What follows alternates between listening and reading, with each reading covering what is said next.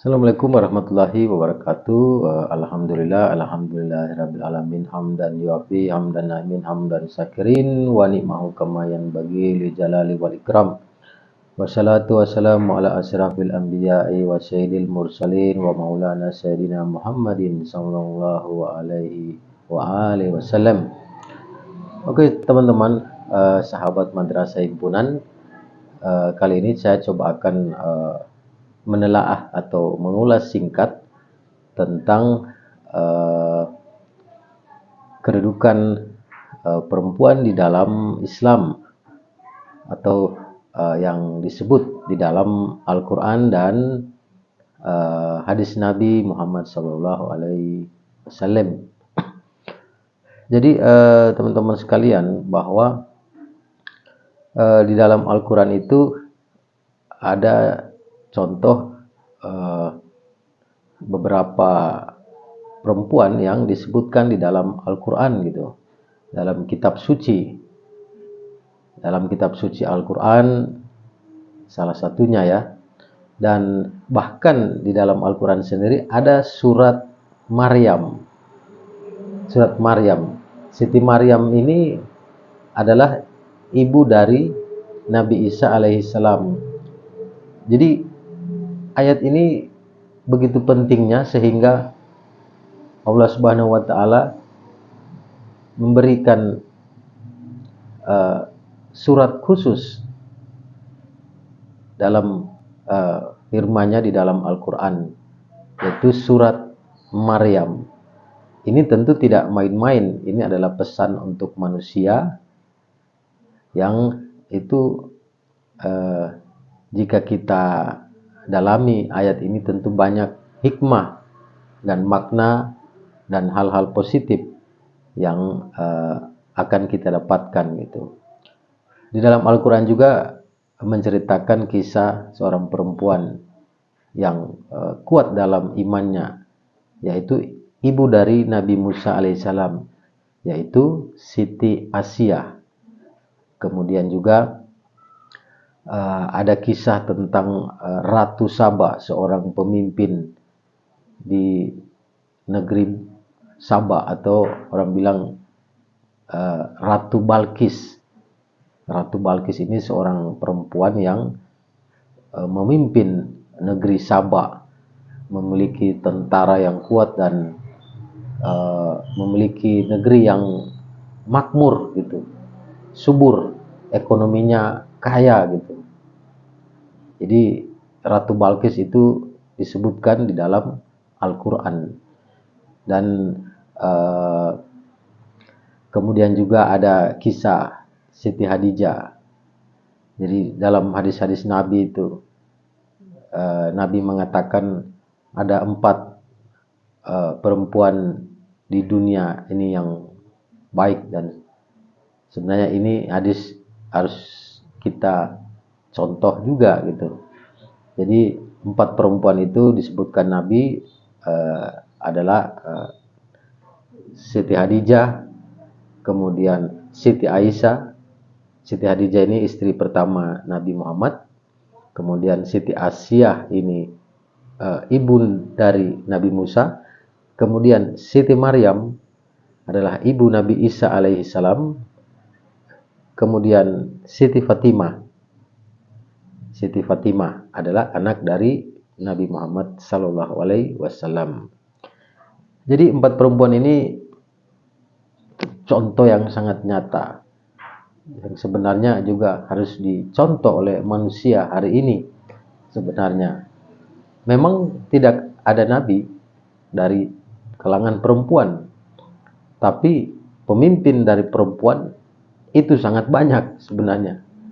Kita bisa lihat sejarahnya di dalam kitab suci seperti kisah Ratu Balkis, atau kita bisa lihat dalam buku-buku sejarah masa lalu dan masa kini, bahwa perempuan itu banyak yang menjadi pemimpin. Memang tidak ada nabi dari kalangan perempuan, tapi pemimpin dari kalangan perempuan itu sangat banyak gitu.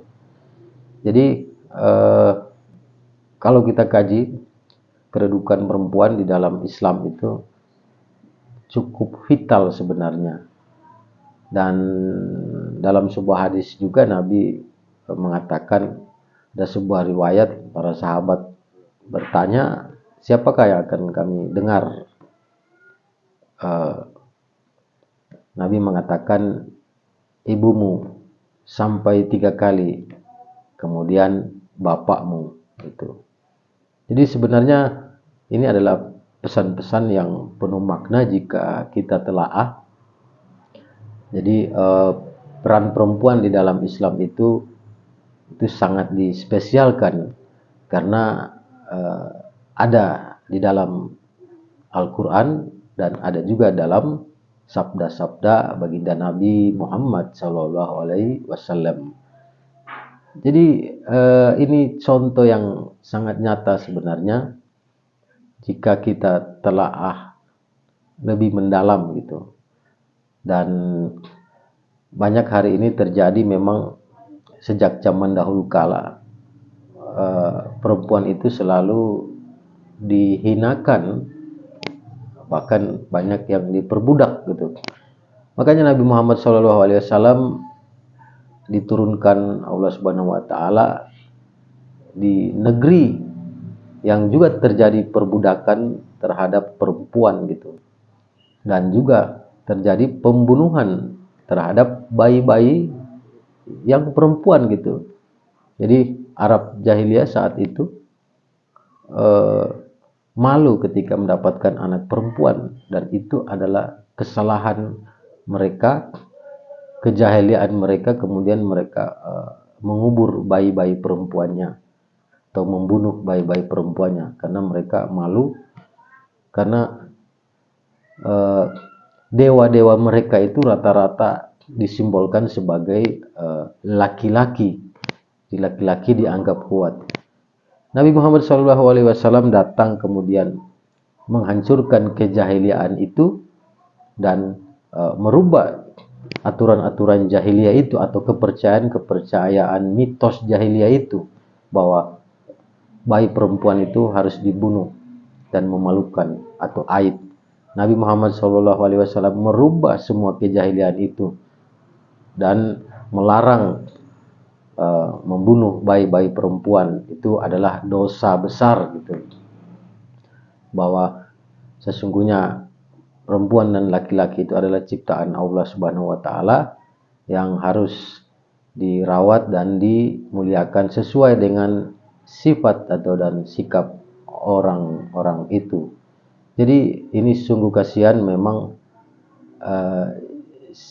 sifat dan pandangan-pandangan jahiliyah itu masih terjadi di zaman kini gitu.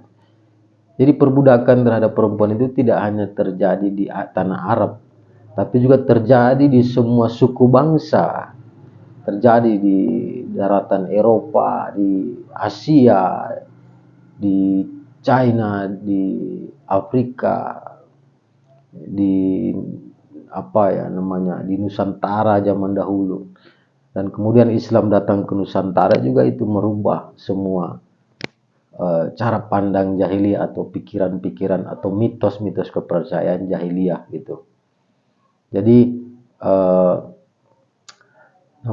perempuan itu sangat penting, pesan-pesan itu karena ada di dalam kitab suci Al-Quran dan sabda-sabda Nabi Muhammad SAW. Bahkan dalam sebuah hadis Nabi mengatakan semua nasab itu dari laki-laki, tapi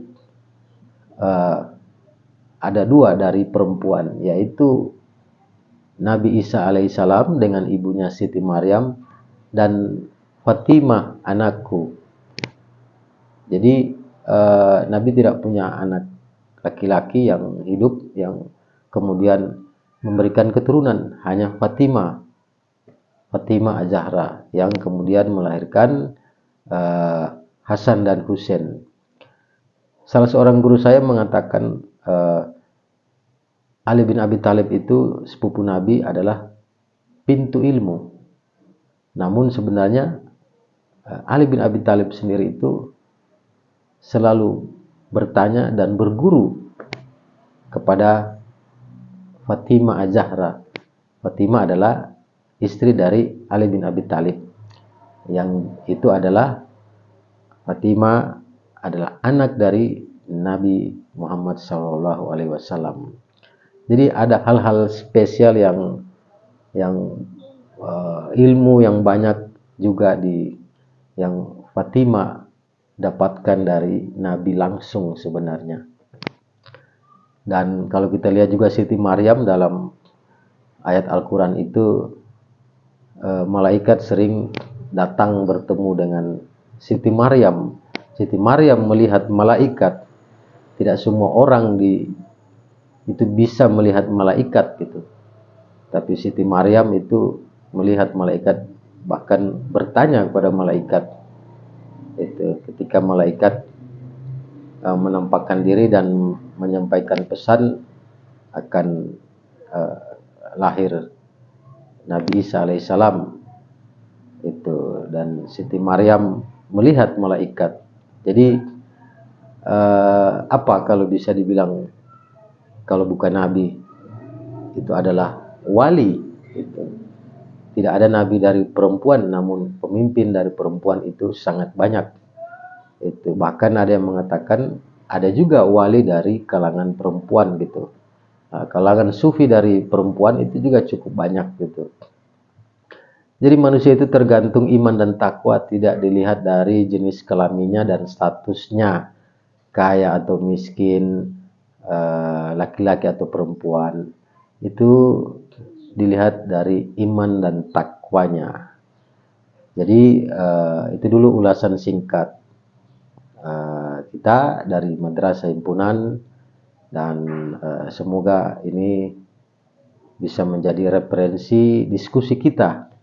Itu kita saling bergurulah, tidak ya daripada kita bergosip ria, berfitnah ria, mending kita terus mengkaji